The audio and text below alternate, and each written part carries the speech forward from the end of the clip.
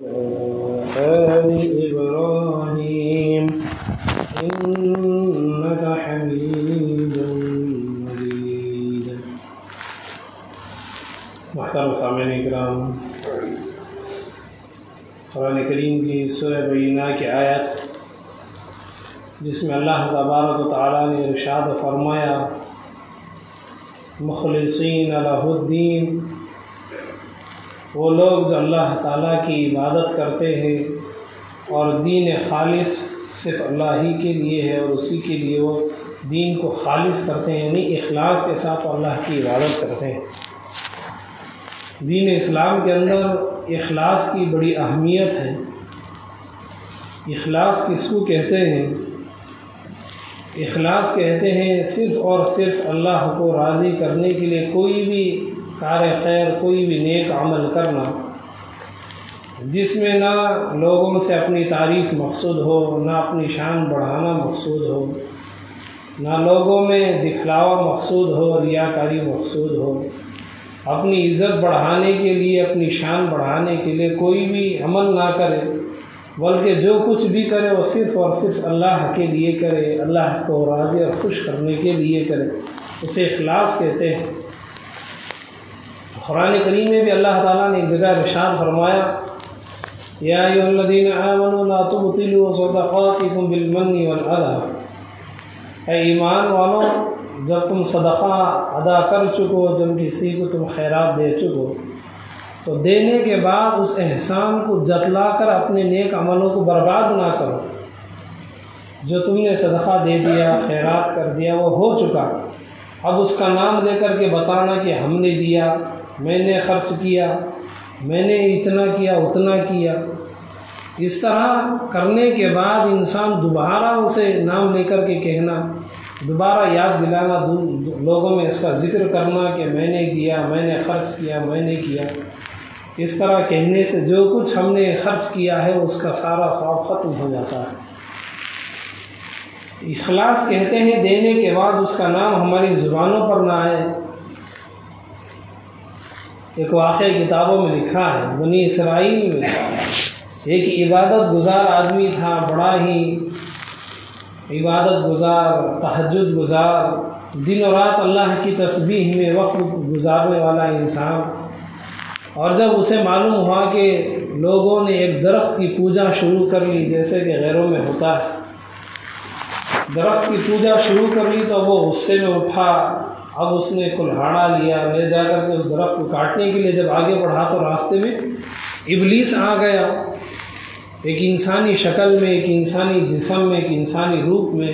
ابلیس اس کے سامنے حاضر ہو گیا اور اس سے کہنے لگا کہ کہاں جا رہے؟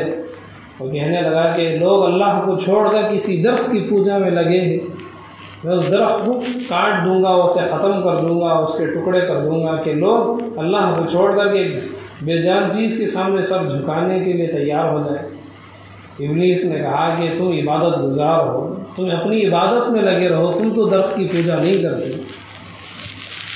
اگر اللہ تعالیٰ کو ضرورت ہوگی تو اللہ تعالیٰ کسی نبی کو بھیج دے گا، چونکہ بنی اسرائیل میں پیدر پہ ایک کے بعد دیگر ایک کے پیچھے نبی مسلسل آتے رہے، تو ابلیس نے اسے دھوکہ دیا کہ اگر ایک کام اللہ کو رکانا مقصود ہوتا ہے تو اللہ تعالیٰ کسی نبی کو بھیج دیتے، تمہاری کوئی ضرورت نہیں ہے۔ لیکن اب وہ چونکہ اللہ کے لیے، اللہ کی عبادت کے لیے، اللہ کے لیے اس نے قدم اٹھایا تو اس کے اندر اتنی طاقت تھی کہ وہ شیطان کو اس نے دھکا دے دیا، اور جب اس نے ابلیس کو دھکا دے دیا شیطان کو، تو شیطان زمین پہ گرا۔ پھر اس کے بعد دونوں میں آپس میں لڑائی شروع ہو گئی۔ اب اسے کیا معلوم، وہ تو سمجھ رہا ہے کہ سامنے والا انسان وہ انسان ہے، لیکن وہ انسان نہیں، وہ شیطان تھا جو اسے اس گناہ سے روکنے کی، اس گناہ کو جو جڑ سے اکھاڑنے کے لیے جو مسلمان آگے بڑھا تو اسے روکنے کی کوشش میں لگا۔ اب جب لڑائی ہوئی تو جو عبادت گزار مسلمان تھا وہ ابلیس کے ساتھ لڑتے لڑتے اس کے سینے پر بیٹھ گیا۔ اس وقت ابلیس نے کہا کہ ایک کام کر، تو غریب ہے، تو عبادت گزار ضرور ہے لیکن تو غریب ہے، تیرے پاس دولت کی کمی ہے، تیرے پاس مالداری کی کمی ہے، اگر تم مجھے چھوڑ دے اور تو اس درخت کو کاٹنے سے چھوڑ دے تو ہر دن تجھے اپنے بچھانے کے نیچے سے تجھے 2 سونے کے سکے مل جائیں گے، اشرفیاں مل جائیں گی، اور اس سے تو اپنے ضرورت مندوں میں خاندان میں قبیلے میں جو بھی لوگ پریشان ہیں ان لوگوں میں تو صدقہ خیرات بھی کر سکے گا۔ اب وہ جو آدمی تھا اس کی باتوں میں آ گیا، وہ اٹھ کر کے واپس آ گیا۔ جیسے ہی پہلی رات سو کر کے آدمی اٹھا، اس نے اپنا بچھانا اٹھایا تو نیچے سے سونے کے 2 سکے نکل آئے۔ اب پہلا دن تو بڑی خوشی سے گزر گیا۔ اب دوسرا دن جیسی ہوا، دوسری رات جیسی اس نے نیند پوری کی، نیند سے جیسے بستر اس نے اٹھایا تو بستر نیچے سے پھر 2 سونے کے سکے نکل آئے۔ اب 2 دن تو وہ بڑا خوش رہا کہ 2 راتوں سے سونے کے پیسے غیب سے بچھانے کے نیچے سے، بستر کے نیچے سے نکل کر کے آ رہے۔ اور جب تیسری رات جب وہ آدمی سویا ہے، عبادت گزار انسان، جیسے ہی وہ اپنی نیند سے اٹھا، بچھانے کے نیچے اس نے ہر طرف ہاتھ مارے، سب کی تلاشی لی، کہیں بھی سونا نہیں ہے، پیسے نہیں۔ اب اسے بڑا غصہ آیا کہ اس نے مجھے دھوکہ دیا۔ اس نے کہا کہ روزانہ تجھے پیسے ملیں گے، لیکن مجھے تو صرف 2 رات سونے پر پیسے ملے۔ اب وہ کلہاڑی لے کر کے اس سے پھر واپس اس درخت کو کاٹنے کے لیے جب چلا تو راستے میں پھر اسی ابلیس سے ملاقات ہو گئی۔ ابلیس اور اس کی لڑائی شروع ہو گئی۔ اب اس مرتبہ ابلیس نے اسے مار کر زمین پر گرا دیا، لٹا دیا، اور اس کے سینے پر وہ بیٹھ گیا۔ اب مسلمان بڑا پریشان ہوا کہ پہلی مرتبہ تو میں جیت گیا تھا، اب میرے پاس کیا کمزوری آ گئی؟ صرف 2 دن 3 دن میں میرے اندر کیا ایسی کمی آ گئی کہ میں اس کا مقابلہ نہیں کر سکا؟ تو ابلیس کہنے لگا، پہلی مرتبہ جب تو نے اس درخت کو کاٹنے کے لیے قدم اٹھایا تھا تو صرف اور صرف اللہ کے لیے تو نے قدم اٹھایا تھا کہ لوگ اللہ کو چھوڑ کر کسی دوسرے کے سامنے وہ عبادت میں لگے۔ لیکن اب جو دوسری مرتبہ تو قدم جو اٹھایا اس درخت کو کاٹنے کے لیے، اس کا مقصد صرف اللہ کے لیے نہیں بلکہ پیسوں کے نہ ہونے کی وجہ سے تو اس سے آ گیا۔ یعنی اب تیرا یہ عمل اخلاص کے ساتھ نہیں ہے، اس میں مال کی آمیزش ہو چکی ہے، مال کی خواہش اس کے اندر آ چکی ہے، اس لیے اللہ کی طرف سے جو طاقت تجھے ملی تھی، غیب سے جو اللہ کی طرف سے مدد ملی تھی، اور مدد ختم ہو چکی ہے۔ اخلاص کے ساتھ جو عمل کیا جاتا ہے، اللہ کی طرف سے اس عمل کے اندر ایک طاقت پیدا ہو جاتی ہے، غیب سے انسان کی مدد اور نصرت آ جاتی ہے۔ جب انسان کے اعمال میں اخلاص کی کمی ہو جائے، اللہ کو راضی کرنا، اللہ کو خوش کرنا، یہ چیز ختم ہو جائے، صرف ریاکاری، دکھلاوا، مال کی خواہش میں انسان کوشش کرے، تو پھر اللہ کی جو مدد آنی ہے، اللہ کی طرف سے جو نصرت آنی باقی ہے، اللہ غیب سے جو اللہ تعالیٰ مدد کرنے والے اس مدد کو روک دیتے ہیں۔ کیوں؟ اس لیے کہ وہ عمل تو اللہ کے لیے نہیں، اپنے فائدے کے لیے یا لوگوں کو دکھلانے کے لیے، لوگوں میں شان بڑھانے کے لیے، ایسے عمل سے اللہ تعالیٰ ناراض ہوتے ہیں۔ ایک مرتبہ ایک آدمی جہاد میں نکلا، اور جب جنگ میں نکلا تو بہت سارے لوگ بھی جنگ لڑنے کے لیے نکل گئے۔ اب وہ جو مجاہدین تھے راستے میں سفر کر رہے تھے، ایک آدمی نے ان میں سے مجاہدین میں سے ایک نے تازہ گھاس کو کاٹ کر کے اس نے اپنے گھوڑے پہ جمع کر لیا کہ راستے میں اگر کوئی مل جائے تو اسے گھاس فروخت کر دیں گے، کچھ پیسے مل جائیں گے۔ اب جب وہ رات گزری تو رات میں اس نے خواب میں دیکھا کہ آسمان سے 2 فرشتے زمین پہ اتر آئے۔ ایک فرشتے نے دوسرے فرشتے سے کہا کہ جتنے لوگ اللہ کے اس راستے میں نکلے ہیں، اپنی جان کی قربانی کے لیے مجاہدین نکلے ہیں، ان میں سے ہر ایک کا نام کس کس میں لکھنا ہے؟ دوسرے فرشتے نے کہا کہ میں بتاتا ہوں، ہر ایک کا نام تم لکھتے چلے جاؤ۔ پہلے کا نام لکھو کہ مجاہدین میں سے ہے، اور دوسرے کا نام لکھو وہ عبادت گزاروں میں سے ہے۔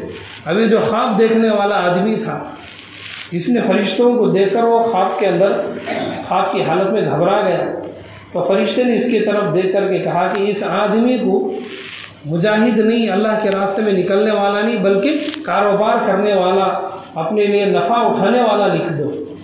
یعنی اللہ کے راستے میں نکلنے والا وہ انسان جو اپنی جان دینے کے لیے تیار ہے، لیکن جب اس نے اپنا فائدہ کمانے کے لیے، جب اس نے کچھ گھاس کا کاروبار کے لیے جیسے ہی اس نے اس میں شامل کر لیا، فوراً فرشتے نے کہا کہ اس کا نام کاروباریوں میں لکھ دو، اس کا نام نہ عبادت گزاروں میں ہے، نہ اس کا نام مجاہدین میں سے، جبکہ وہ آدمی جہاد میں نکلا ہوا ہے، ملٹری میں نکلا ہوا ہے اپنی جان کی قربانی دینے کے لیے۔ اب وہ کہتا ہے کہ میں خواب ہی کے اندر رونے لگا، فرشتوں سے کہنے لگا کہ شروع میں تو میری نیت اللہ کے لیے تھی کہ میں جہاد میں نکلا ہوں، اپنے ملک کی حفاظت کے لیے نکلا ہوں۔ پھر فرشتے نے کہا شروع میں تو تمہاری نیت جہاد کی تھی، لیکن بعد میں تمہاری نیت میں تبدیلی آ گئی، بعد میں تم نے مال کمانے کا ارادہ کر لیا۔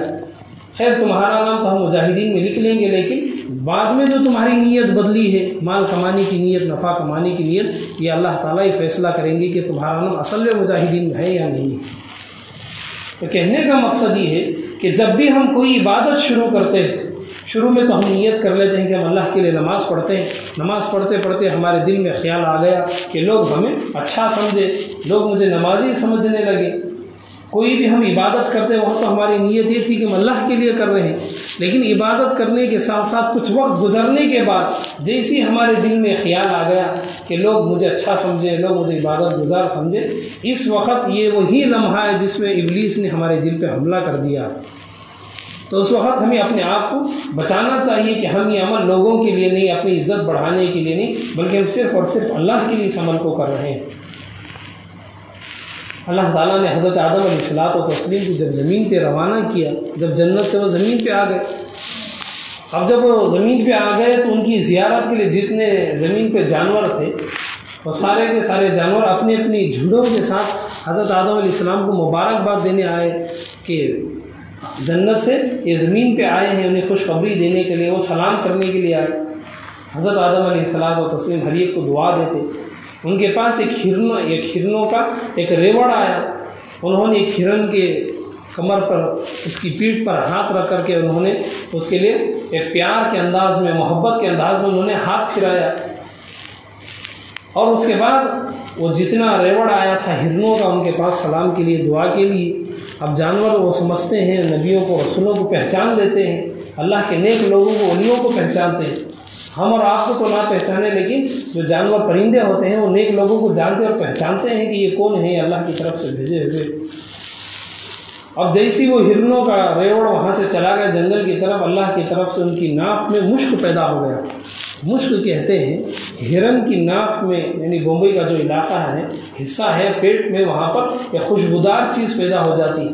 اب اسے اٹھا کر خوشبو میں ملا دے تو خوشبو بہت دیر تک لگی رہتی ہے۔ ایک ہے کہ انسان خوشبو لگائے، 1-2 منٹ میں خوشبو ختم ہو جائے۔ اب اس خوشبو کے اندر کچھ ایسی چیزیں ملائی جاتی ہیں جو کئی گھنٹوں اور دنوں کے بعد، کپڑے دھلائی ہونے کے بعد بھی خوشبو کپڑوں میں رہتی ہے۔ وہ چیز ہے مشک اور عنبر۔ دریا کی ایک مچھلی ہوتی ہے، اسے عنبر کہتے ہیں۔ یہ 2 چیزیں اگر کسی خوشبو میں ملا دی جائے تو خوشبو بہت دیر تک رہتی ہے۔ تو مشک کہتے ہیں ہرن کے پیٹ کے اندر کوئی چربی کا حصہ، وہ خوشبو کا حصہ پیدا ہو گیا۔ اب دوسری ہرنوں کی بھی، ہرنوں کا ایک ریوڑ ان کے پاس گیا، حضرت آدم علیہ السلام نے انہیں دعا دی، لیکن ان کے اندر وہ چیز پیدا نہ ہوئی۔ حضرت آدم علیہ الصلوۃ والتسلیم نے فرمایا کہ پہلے جو ہرنیں آئی تھی میرے پاس، وہ اللہ کا نبی سمجھ کر کے، مجھے اللہ کا رسول سمجھ کر کے، مجھے جنت سے آیا ہوا مہمان سمجھ کر کے، وہ خوشی سے سلام کرنے کے لیے، دعا لینے کے لیے وہ میرے پاس وہ آئے تھے۔ لیکن بعد میں جو ہرنوں کا ایک ریوڑ آیا تھا، وہ اس لیے آیا تھا کہ پہلے ہرنوں کو میری دعا ملنے سے جو ان کے اندر خوشبو پیدا ہو گئی تھی، جو مشک پیدا ہو گیا تھا، وہ بھی ان کے اندر پیدا ہو جائے۔ وہ ہرنوں کا جو ریوڑ تھا، مجھے سلام کرنے کے لیے، میری دعا لینے کے لیے نہیں، بلکہ اپنے اندر خوشبو پیدا کرنے کے لیے، اپنی شان بڑھانے کے لیے، اپنی عزت بڑھانے کے لیے وہ آئے تھے، لیکن اللہ نے ان کے اندر اس چیز کو پیدا نہیں کیا۔ تو اللہ تعالیٰ انسان جانوروں کی نیتوں کو بھی دیکھتے ہیں کہ کس جانور کی کیا نیت ہے۔ ہم یہ نہیں سمجھنا چاہیے کہ ہم انسان ہیں، صرف اللہ تعالیٰ ہماری نیتوں کو دیکھتے ہیں۔ قرآن کریم میں ایک جگہ موجود ہے، کچھ لوگ اپنی جان بچانے کے لیے وہ کافروں کے علاقے سے نکل کر کے چلے گئے، ان کے پیچھے ایک کتا بھی آ گیا، اور وہ سارے کے سارے غار میں جا کر چھپ گئے۔ لوگوں نے چاہا کہ کتا بھونکے گا، دشمنوں کو معلوم ہو جائے گا اور سارے دشمن گھس کر کے غار میں ہمیں جان سے مار دیں گے۔ قرآن کریم کے 15ویں پارے میں واقعہ موجود ہے۔ اب لیکن اللہ کی طرف سے وہ کتا خاموش ہو گیا، انہوں نے پتھر سے مارا، بھگایا، لیکن وہ کتا پھر بھی ان کے پیچھے رہا۔ مجبوراً انہوں نے اس کتے کو بھی اپنے غار میں رکھ لیا۔ کتابوں میں لکھا ہے کہ اللہ تعالیٰ قیامت کے دن اس کتے کو بھی جنت میں بھیجیں گے۔ کیوں؟ اس لیے کہ وہ کتا ایمان والوں کے پیچھے، کافروں کے علاقے کو چھوڑ کر وہ مسلمانوں کے پیچھے آ گیا، اور قیامت کے دن اللہ تعالیٰ اس کتے کو زندہ کریں گے۔ اگر اللہ چاہے تو اسے جانور یا پھر اسے انسانی شکل دے کر کے اللہ کی جو مرضی ہوئی، بہرحال اسے جنت میں روانہ کریں گے۔ تو اللہ تعالیٰ انسان جانوروں کی بھی نیت کو دیکھتے ہیں کہ انسان اور ان کی نیت اچھی ہے، اور پھر جانوروں کی نیت بھی کیسی ہے۔ تو کہنے کا مقصد یہ ہے کہ اخلاص کہتے ہیں جو بھی ہم نیک عمل کر رہے ہیں یا جو بھی عبادت ہم کر رہے ہیں اس میں صرف اور صرف اللہ کو راضی کرنے کی ہماری نیت ہو، صرف اور صرف اللہ کو خوش کرنے کی نیت ہو، اس کے علاوہ لوگوں میں نام کمانے کے لیے، شہرت کمانے کے لیے، اپنی شان بڑھانے کے لیے، یہ وہ چیزیں ہیں جس کی وجہ سے انسان کی عبادتیں خالی ہو جاتی ہیں۔ جیسے کوئی انسان پیٹ بھر کے کھانا کھائے، سب کچھ کھائے، پھر بھی اس انسان کے جسم میں خون کم ہو۔ یہی حالت ہو جاتی ہے جب انسان نیک عمل کرنے کے بعد بھی اخلاص نہ ہو تو اس کی عبادتیں ایسی جیسے کہ اس کی عبادتوں کے اندر جان ہی نہیں ہے۔ ایک اللہ والے کا واقعہ لکھا ہے کہ 30 برس تک انہوں نے مسجد کی پہلی صف میں نماز انہوں نے ادا کی۔ ہر نماز کے شروع میں وہ مسجد میں ہوتے۔ اب ایک مرتبہ ایسا ہو گیا کہ کسی وجہ سے دیر ہو گئی، وہ پہلی صف کے بجائے دوسری صف میں کھڑے ہو گئے، اور پورے علاقے میں ان کا نام مشہور ہو گیا تھا کہ 30 سال ہو گئے ہیں، کبھی بیماری ہو، سردی ہو، پریشانی ہو، گرمی کا موسم ہو، شبنم کا موسم ہو، ہر حال میں وہ مسجد کی پہلی صف میں ہوتے نماز میں۔ لیکن جیسے ہی وہ دوسری صف میں آ گئے، سب لوگوں نے عجیب نگاہ سے دیکھنا شروع کر دیا کہ یہ پیچھے کیوں ہو گئے ہیں، یہ نماز میں ان سے دیری کیوں ہو گئی، ان سے کیا سستی ہو گئی، ان سے کیسی غفلت کیا ہو گئی کہ پہلی صف کی بجائے یہ اور پیچھے آ گئے ہیں، یہ دوسری صف میں آ گئے ہیں۔ تو اللہ والے کہنے لگے اس وقت مجھے احساس ہوا کہ جب میں پہلی صف میں کھڑا ہوتا تھا، اتنے سال میں نے پہلی صف میں نمازیں ادا کی ہیں، لوگ مجھے ایک شان کی نگاہ سے دیکھتے، جیسے میں دوسری صف میں آیا لوگوں نے مجھے ایک عجیب نگاہ سے دیکھا کہ اتنے سال پہلی صف میں ہونے کے باوجود اب ان کے اندر کیسی سستی آ گئی، غفلت آ گئی۔ تب میں نے اپنے دل کے اندر خیال کیا اور میں نے اپنے دل کو سنبھالا کہ میں جو بھی عبادت کروں گا اللہ کے لیے کروں گا، چاہے میں دوسری صف میں بھی کھڑوں یا پہلی صف میں بھی کھڑوں، میرا پہلی صف میں کھڑا ہونا، سب سے پہلے نماز میں آنا، سب سے پہلے مسجد میں آنا لوگوں کے لیے دکھانے کے لیے نہ ہو بلکہ اللہ کے لیے ہو۔ لوگ میری برائی کریں تبھی میں پہلی صف میں آؤں گا، اگر مجھ سے دیر ہو جائے تو یہ اور بات ہے۔ انہوں نے اپنے آپ کو سدھارا ہے، کبھی کبھی انسان سے غلطی ہو جاتی ہے، بھول ہو جاتی۔ حضرت علی رضی اللہ تعالیٰ عنہ نے اپنے زمانے خلافت میں ایک آدمی کو دیکھا کہ وہ آدمی آیا مسجد میں، جلدی سے اس نے نمازیں پڑھی، بڑی جلدی سے اس نے رکوع کیا، پھر اٹھا، پھر سجدے میں گیا، پھر سجدے سے اٹھا، دوسری رکعت ہوئی، دوسری رکعت سے سجدہ، پھر نماز ہو کر کے تو جانے لگا۔ تو حضرت علی رضی اللہ عنہ نے اسے بلا کر کے کہا کہ تم نے اتنی جلدی نماز کیوں پڑھی، تم پھر شروع سے نماز پڑھو۔ اب چونکہ اس زمانے کے وہ بادشاہ تھے، خلیفہ تھے، بادشاہ کے حکم کو کون توڑ سکتا ہے۔ اب جیسے انہوں نے کہا کہ دوسری مرتبہ نماز پڑھو، وہ آدمی ڈرا ہوا تھا، پھر اس نے دوسری مرتبہ پھر نماز شروع سے پڑھی۔ اب وہ بڑے سکون کے ساتھ، دیر سے، اطمینان کے ساتھ دیر سے اس نے رکوع کیا، رکوع بھی اس نے لمبا کیا۔ پھر اس کے بعد جب وہ سجدے میں آدمی پہنچا تو اس نے سجدہ بھی بڑا لمبا کر لیا، پہلا سجدہ لمبا ہو گیا، دوسرا ہو گیا، پھر دوسری رکعت بھی لمبی ہو گئی۔ بڑے آرام سے، سکون سے اس نے نماز پڑھی۔ سلام پھیرنے کے بعد جب وہ جانے لگا، حضرت علی رضی اللہ تعالیٰ عنہ نے اسے بلایا اور سوال کیا کہ پہلی بار تم نے جو نماز پڑھی وہ تم نے بڑی جلدی نماز پڑھی، اور دوسری بار جو تم نے نماز پڑھی بڑے سکون کے ساتھ، اطمینان کے ساتھ، لمبی رکعتیں، لمبے رکوع، لمبے سجدے تم نے کی۔ اب پہلی نماز چھوٹی تھی، جلدی تھی، اور دوسری نماز لمبی تھی اور بڑے سکون کی نماز تھی۔ کون سی نماز اچھی تھی؟ اگر لوگ ہم سے سوال کریں گے تو ہم کہیں گے وہ نماز اچھی ہے جو لمبی رکعتوں والی نماز ہو، وہ نماز اچھی ہے جس کا سجدہ لمبا ہو، وہ نماز اچھی ہے جس میں کا رکوع لمبا ہو۔ لیکن وہ آدمی کہنے لگا نہیں، میری جو دوسری نماز تھی، جو میں نے بڑی لمبی رکعت پڑھی تھی، وہ اچھی نماز نہیں، بلکہ میرے لیے اچھی نماز وہ تھی جو میں نے پہلے پڑھی، جلدی پڑھی، لیکن وہ جلدی کی نماز میں نے اللہ کے لیے پڑھی تھی۔ ابھی جو دوسری نماز میں نے پڑھی وہ اس لیے میں نے لمبی نماز پڑھی، اس لیے لمبا رکوع کیا، لمبا سجدہ کیا۔ اگر میں اب بھی جلدی پڑھوں گا تو آپ مجھے ماریں گے، آپ کی مار سے بچنے کے لیے، آپ کے ڈر سے میں نے اپنی نماز کو لمبا کر دیا۔ یہ دوسری نماز جو میں نے لمبی پڑھی، لمبا سجدہ کیا، لمبا رکوع کیا، لمبا میں نے بہت دیر تک کھڑا رہا، کہ اللہ کے لیے نہیں بلکہ میں نے آپ کے لیے کیا۔ تو کہنے کا مقصد یہ ہے کہ جو ہم نماز ادا کرتے ہیں اللہ تعالیٰ ہماری نیتوں کو دیکھتے ہیں کہ ہم نے جو نماز لمبی کی ہے، جو رکعت ہم نے ادا کی ہے، ہماری نیت میں کیا کمی ہے، کیا ہماری نیت اللہ کے لیے ہے یا پھر لوگوں کے لیے۔ حضرت علی رضی اللہ تعالیٰ عنہ نے فرمایا جو پہلے تم نے جو 2 رکعت نماز پڑھی تھی جلدی وہ نماز ایسی 50 نمازوں سے بھی بہتر ہے۔ کیوں؟ اس لیے کہ جو عبادت اللہ کے لیے ہوتی ہے چاہے وہ چھوٹی عبادت کیوں نہ ہو، اس کے اندر جان ہوتی ہے، اور جو عبادت لوگوں کو دکھانے کے لیے چاہے وہ جتنی بڑی بھی عبادت کیوں نہ ہو، جتنے بہت بڑے ڈھول دھماکے کے ساتھ بھی کیوں نہ ہو، اللہ تعالیٰ کے اندر وہ اللہ کے پاس وہ قبول نہیں ہوگی۔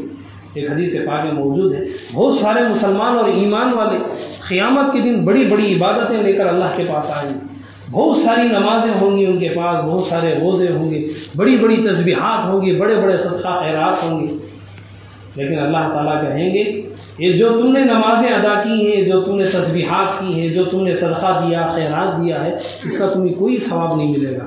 اور وہ پریشان ہو جائیں گے، ہم نے اتنی نمازیں پڑھی تھی، ہم نے کئی سال روزے رکھے تھے، ہم نے بڑی بڑی تسبیحات کی تھی، ہمیں ثواب کیوں نہیں مل رہا ہے؟ اللہ تعالیٰ کہیں گے کہ تم نے دنیا میں جو کچھ کیا ہے، نمازیں کی تھی، اور تم نے لوگوں کے سامنے جو صدقہ دیا تھا، خیرات کیا تھا، تسبیح لے کر کے جو تم نے ذکر کیا تھا، وہ لوگوں میں اپنی شان بڑھانے کے لیے کیا تھا، لوگ تمہاری تعریف کریں، لوگ تمہیں عبادت گزار سمجھے، لوگ تمہیں بڑا ہی اللہ والا سمجھے، اور لوگوں نے تمہیں دنیا میں سمجھا، ہم نے دنیا میں تمہاری تعریف پھیلا دی، لیکن وہ عبادت میرے لیے نہیں تھی، لوگوں میں تمہاری شان بڑھانے کے لیے، تمہاری تعریف پیدا کرنے کے لیے، لوگوں میں دکھانے کے لیے تمہاری عبادت تھی کہ میں نمازی ہوں، میں دیندار ہوں۔ اور دنیا میں تمہیں چیز مل چکی ہے، اب آخرت میں تمہاری ان نمازوں میں، ان تسبیحات میں، صدقہ خیرات میں کوئی چیز نہیں۔ اس لیے اخلاص بہت ضروری۔ ہم چھوٹی بھی نماز پڑھیں، ہم جتنا بھی مال خرچ کریں، جتنا بھی ہم صدقہ دیں، کسی بھی جگہ میں ہمارا مال خرچ ہو، بس نیت یہ ہو کہ اللہ کے لیے ہم دے رہے ہیں، اللہ کی رضامندی کے لیے دے رہے ہیں، تو پھر اللہ تعالیٰ اس میں مدد بھی کرتے ہیں، اور پھر آخرت میں اس پر ثواب بھی ملتا ہے۔ اسی لیے کتابوں میں لکھا ہے کہ اخلاص کی علامت یہ ہے، اخلاص یعنی اللہ کے لیے کوئی بھی عبادت ہو تو اس کی نشانی یہ ہے کہ لوگوں کی تعریف کرنے سے اوپر نہ چڑھ جائے، اور لوگوں کے برا کہنے سے ہم عبادت کو نہ چھوڑیں۔ لوگ ہماری تعریف کریں یا نہ کریں، ہمیں لوگوں سے کوئی واسطہ نہیں، بس ہم اللہ کے لیے عبادت کریں گے، بس ہم اللہ کے لیے نماز ادا کریں گے، ہم اللہ کے لیے صدقہ خیرات دیں گے، بس ہم اللہ ہی کے لیے خرچ کریں گے، چاہے ہمیں خرچ کرنے پر لوگ چاہے ہماری تعریف کریں یا برائی کریں۔ کئی مرتبہ لوگ خرچ کرنے پر الٹا تعریف نہیں بلکہ برائیاں بیان کرتے ہیں، الٹی سیدھی باتیں لوگ کرتے ہیں کہ فلاں انسان نے کسی کو دھوکہ دیا، آج وہ خرچ کر دے تو کون سی بڑی بات ہے۔ یعنی کہنے کا مقصد ہے کہ جب بھی ہم کوئی عبادت کریں، نہ ہمیں لوگوں سے تعریف مقصود ہے، نہ ہماری لوگوں میں شان مقصود ہے، بس ہم صرف اور صرف اللہ کے لیے ہم عبادت کر رہے ہیں۔ حضرت عبداللہ بن عمر رضی اللہ تعالیٰ عنہما ایک مرتبہ ان کا جانور گھوڑا جو تھا، آج کے زمانے کے لحاظ سے جو ہماری 2 ویلر گاڑیاں ہیں، اس پہلے زمانے میں یہ گھوڑے کے برابر تھی، ان کا گھوڑا لاپتہ ہو گیا، غائب ہو گیا، اب وہ پریشان ہو گئے۔ اب پریشان ہونے کے بعد انہوں نے تلاشی کی، ڈھونڈا، سب کچھ کیا، آخر میں انہوں نے ارادہ کیا کہ چلو وہ چیز میرے پاس سے گم ہو گئی تو کسی انسان کو تو وہ گھوڑا مل ہی جائے گا، اور جسے بھی وہ ملے گا میری طرف سے وہ صدقہ ہے۔ زیادہ تر یہی ہوتا ہے کہ جب ہماری کوئی چیز گم ہو جائے، ہماری چیز کوئی لاپتہ ہو جائے، ہماری چیز ہم سے چھوٹ جائے، وہ واپس ہمیں نہ ملے، تو ہم یہ نیت کر لیتے ہیں کہ چلو جس کو بھی ملے ہماری طرف سے وہ صدقہ ہو جائے، اس کے بدلے میں ہماری آفتیں ختم ہو جائے۔ اب انہوں نے بھی یہ نیت کر لی۔ جیسے ہی آدھا دن گزرا، ایک آدمی نے آ کر کے کہا کہ آپ کا جو گھوڑا تھا بڑا ہی طاقتور گھوڑا تھا، تیز بھاگنے والا گھوڑا تھا، وہ آبادی سے باہر فلاں کھیت میں وہ چارہ چر رہا ہے، وہ گھاس کھا رہا ہے۔ اب وہ جیسے ہی وہ سننا تھا، فوراً جلدی میں اٹھ کر کے وہ پکڑنے کے لیے چلے گئے۔ کچھ قدم جانے کے بعد انہیں احساس ہوا اور وہ شرمندہ ہو گئے، وہ کہنے لگا اے اللہ میری توبہ، اے اللہ میری توبہ، اے اللہ مجھے معاف کر دے، مجھے معاف کر دے۔ پہلے تو میرا گھوڑا گم گیا، پھر اس کے بعد میں نے صدقے کی نیت کر لی، جسے بھی وہ مل جائے وہ صدقہ۔ اب پوری طرح سے مجھے امید ہوگی کہ وہ گھوڑا، میرا مال مجھے واپس نہیں ملے گا۔ جیسے ہی مجھے معلوم ہوا کہ میرا گھوڑا جو لاپتہ ہو گیا ہے، گم ہو گیا ہے، فرار ہو چکا ہے، وہ واپس فلاں جگہ میں ہے، میرا مال مجھے ملنے والا ہے، تو پھر میں اس کی طرف قدم اٹھا کر کے چلنے لگا، چلو میں اپنا مال واپس لے لیتا ہوں۔ پھر وہ کہنے لگا اللہ میں نے صدقہ کرنے کے بعد واپس میں اپنے مال کو لینے کا جو میرے اندر ارادہ پیدا ہو گیا، اللہ مجھے معاف کر دے، میری توبہ، اللہ مجھے معاف کر دے، مجھ سے غلطی ہو گئی، ایک مرتبہ صدقہ کرنے کے بعد پھر میں اسے واپس نہیں لوں گا۔ تو کئی مرتبہ ہوتا ہے کہ ہمارا مال، کچھ پیسے، کوئی چیز گم جانے کے بعد تلاش کرتے ہیں، نہ ملنے پر ہم صدقے کی نیت کرتے ہیں، جب ہم نے صدقے کی نیت کر لی، اگر وہ چیز واپس ہمیں مل بھی جائے تب بھی سچ یہ ہے کہ ہمیں اس کو لینے کا حق نہیں۔ کیوں؟ اس لیے کہ صدقے کا مطلب یہ ہوگا کہ ہم نے کسی اور کے لیے اسے حوالے کر دیا، پھر دوسری مرتبہ مل جائے تو پھر واپس لے لیں گے۔ اسی طرح جب آپ نے صدقے میں کسی کو کوئی چیز دے دی، آپ نے گفٹ کسی کو دے دیا، آپ جا کر کے پھر اس سے واپس آپ وصول نہیں کر سکتے۔ کیوں؟ اس لیے کہ ایک مرتبہ آپ نے کسی کو تحفہ دے دیا، گفٹ دے دیا، صدقہ دے دیا، آپ نے کسی کی مدد کر دی، آپ پھر جا کر کے واپس وہ لیں گے تو ایسا جیسے کہ آپ نے اپنا صدقے کا دیا عمل پھر آپ نے واپس لے لیا ہے۔ ایک آدمی نے خواب دیکھا، کئی مرتبہ اللہ تعالیٰ خواب کے ذریعے، حدیثوں کے ذریعے، آیتوں کے ذریعے، قرآن کے ذریعے ہمیں بتلا دیتے ہیں کہ ہم کیا صحیح کریں، کیا ہم غلطی کر رہے ہیں۔ اس آدمی نے خواب میں دیکھا کہ ایک آدمی جو ان کے اپنا جان پہچان آدمی تھا جس کا انتقال ہو چکا تھا، ایک مرے ہوئے انسان کی روح کو اس نے خواب میں دیکھا۔ اس نے سوال کیا کہ اللہ تعالیٰ نے تمہارے مرنے کے بعد تمہارے ساتھ قبر میں کیا فیصلہ کیا؟ اس نے کہا کہ اللہ تعالیٰ نے مجھے میری بخشش ہو گئی، میری مغفرت ہوگی، اللہ نے مجھے جنت میں جانے کا فیصلہ دے دیا۔ اور جیسے ہی مجھے فرشتے جنت میں لے کر کے گئے، جنت میں بہت سارے الگ الگ مقامات ہیں، قرآن کریم میں جنت کے الگ الگ نام ہیں۔ جنت الفردوس ایک الگ اونچا مقام ہے، پھر جنت عدن ایک الگ مقام ہے، جنت النعیم ایک الگ مقام ہے۔ قرآن کریم میں جنت کے الگ الگ مقامات ہیں۔ وہ آدمی کہتا ہے کہ جیسے میں جنت میں پہنچا تو میں نے جنت النعیم میں جب دیکھا کہ وہاں پہ بڑے بڑے محلات ہیں، وہ بڑے دور دور تک محلات ہیں، ان کے سامنے باغات ہیں، وہ ان نیک لوگوں کے لیے محلات بنا گئے ہیں جن کے سامنے باغات ہیں، اور وہاں پہ نہریں بہہ رہی، ندیاں بہہ رہی۔ مجھے دیکھ کر کے خیال ہوا کہ چلو اس محل میں چلے جاتے ہیں۔ جیسے ہی محل کے قریب ہوا، فرشتوں کی طرف سے آواز آئی کہ تم ان محلوں میں داخل نہیں ہو سکتے۔ میں بڑا پریشان ہوا کہ اللہ نے مجھے جنت میں جانے کا فیصلہ کر دیا، اب میں جنت میں جب داخل ہو گیا ہوں تو میں اس محل میں جانے کا حق کیوں نہیں رکھتا؟ فرشتے نے کہا اس محل میں جانے کا حق تمہیں ملا تھا، لیکن تم نے ایک غلطی کی تھی، اس غلطی کی وجہ سے تم یہ حق اللہ تعالیٰ نے تم سے واپس لے لیا۔ یہ محل تمہیں دنیا میں ملنے والا تھا۔ اور اس آدمی نے کہا کہ میں نے غلطی کیا کی، میں نے غلطی کیا کی تھی، مجھ سے کیا گناہ ہو گیا تھا؟ فرشتے کے ذریعے اللہ تعالیٰ نے اس آدمی کو بتلایا کہ تم نے اب دنیا کے اندر نیت یہ کر لی تھی کہ میرا جو بھی مال ہے میں صدقہ دے دوں گا۔ جیسے ہی تم نے نیت کی، اللہ تعالیٰ نے تمہارے لیے جنت میں ایک محل کا وعدہ کیا، پھر تم نے صدقہ دینے کے بجائے واپس اس مال کو اپنے پاس رکھ لیا۔ تو صدقہ دینے کے بعد تم نے واپس اس مال کو اپنے جیب میں رکھ لیا، اپنی ضروریات میں جو خرچ کر لیا، اس مال کے بدلے میں اللہ تعالیٰ تمہیں جنت کی بڑے بڑے محلوں کا وعدہ تھا۔ جیسے تم نے اس مال کو خرچ کرنے کے بجائے واپس اپنے جیب میں رکھ لیا، واپس تم نے اپنے گھر کے لیے استعمال کر لیا، جو اللہ کی طرف سے محل ملنے والا تھا وہ بھی محل سے ملنے سے رہ گیا۔ اب تمہیں اتنا بڑا محل نہیں ملے گا، بلکہ تمہیں اس سے اور چھوٹا ملے گا۔ تو کہنے کا مطلب یہ کہ جب ہمارا ارادہ ہو جائے، کہیں پہ مال خرچ کرنے کا ارادہ ہو جائے، تو ہمیں ارادہ کر لینا چاہیے، ہمت کر کے آگے بڑھنا چاہیے۔ کیوں؟ اس لیے کہ دنیا میں جو بھی ہم خرچ کرتے ہیں اللہ تعالیٰ دنیا میں اس کا 10 حصہ بڑھا کر دیتے ہیں، اور آخرت میں اللہ تعالیٰ لا تعداد بڑھا کر کے جنت میں عطا کرتے ہیں۔ کتابوں میں ایک اور واقعہ لکھا ہے، ایک آدمی نے ایک عبادت گزارنی یہ نیت کی، اگر اللہ تعالیٰ مجھے کوئی دنیا کی دولت دے تو میں صدقہ کر دوں گا، خیرات کر دوں گا۔ جب انسان کوئی اللہ کے لیے کام کرے، یعنی اخلاص یعنی اللہ کے لیے کوئی ارادہ کرے تو اسے کر دینا چاہیے۔ اب جیسی اس آدمی نے یہ نیت کی، یہ منت مانگی کہ جو بھی اللہ کی طرف سے مجھے مال ملے گا میں اسے لوگوں کے حوالے کر دوں گا۔ ابھی دن ختم ہونے سے پہلے کسی آدمی نے آ کر کے اس کے پاس سونے کے کچھ پیسے ڈال دیے۔ اب جیسے اس نے اپنے جھولی میں سونے کے پیسے دیکھے، اسے خیال ہوا کہ میں نے تو نیت کی تھی آج صبح میں، آج میں نے منت مانگی تھی کہ جو بھی مجھے مال ملے گا میں اللہ کے لیے اسے خرچ کر دوں گا۔ اب چونکہ سونے کے پیسے ہیں، سونا مجھے آئندہ کام آ سکتا ہے، میرے گھر والوں کو کام آ سکتا ہے۔ پہلے تو نیت کی تھی مال خرچ کرنے کی، اللہ کے لیے خرچ کرنے کی، پھر اس نے اپنا ارادہ بدل لیا کہ مال مجھے کام آئے گا، میرے گھر والوں کو کام آئے گا۔ وہ خرچ کرنے کے بجائے وہ ایسے ہی رکھے رہا۔ جیسی رات گزری، اچانک اس کے منہ کے اندر ایک داڑھ میں بڑا ہی سخت درد آ گیا۔ اب وہ حکیم کے پاس گیا تو حکیم نے کہا کہ اس دانت کو نکالنا ہے، یہاں پہ یہ سب کچھ سڑ چکا ہے۔ اب اس نے دانت کو نکال دیا۔ اب جیسے ہی دوسرا دن ہوا، دوسرے دن کی رات جب شروع ہوئی تو دوسرے داڑھ میں درد آ گیا۔ پھر وہ حکیم کے پاس گیا، حکیم نے کہا کہ یہاں پر بھی سڑان آ چکا ہے، اب اس داڑھ کو بھی اکھاڑنا باقی ہے۔ اب اس دوسرے داڑھ کو بھی اکھاڑ کر نکال دیا گیا۔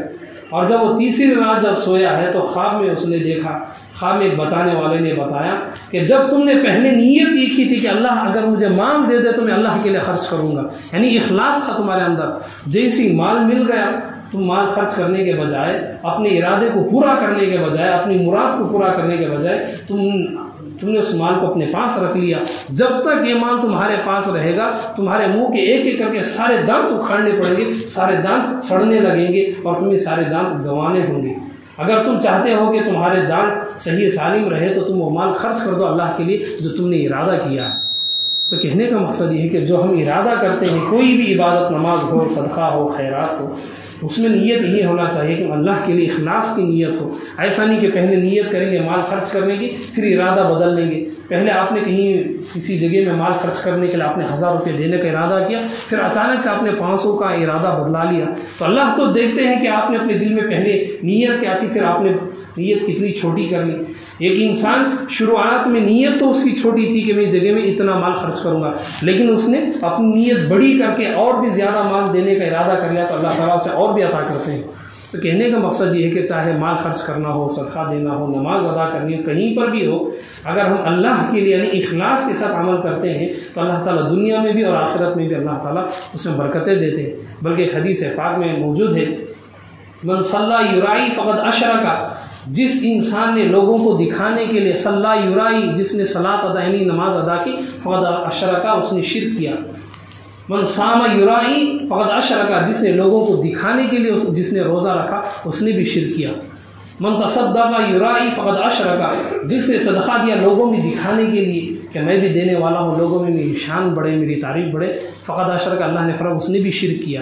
یعنی اگر ہم لوگوں میں دکھانے کے لیے، اپنی شان بڑھانے کے لیے نماز پڑھیں گے تب بھی ہم شرک کرنے والے ہیں، ہم لوگوں میں دکھانے کے لیے روزہ رکھیں گے تب بھی ہم شرک کرنے والے ہیں، ہم لوگوں میں دکھانے کے من تصدق یرائی، جو لوگوں میں اپنی دکھانے کے لیے، شان کے لیے صدقہ دے، فقد اشرک، اس نے بھی شرک کیا ہے۔ تو اس لیے ہم جو بھی کریں اللہ کے لیے کریں، اللہ تعالیٰ سے جو اللہ تعالیٰ تمام عمل کی توفیق عطا فرمائے۔ آمین۔ وآخر دعوانا الحمد للہ رب العالمین۔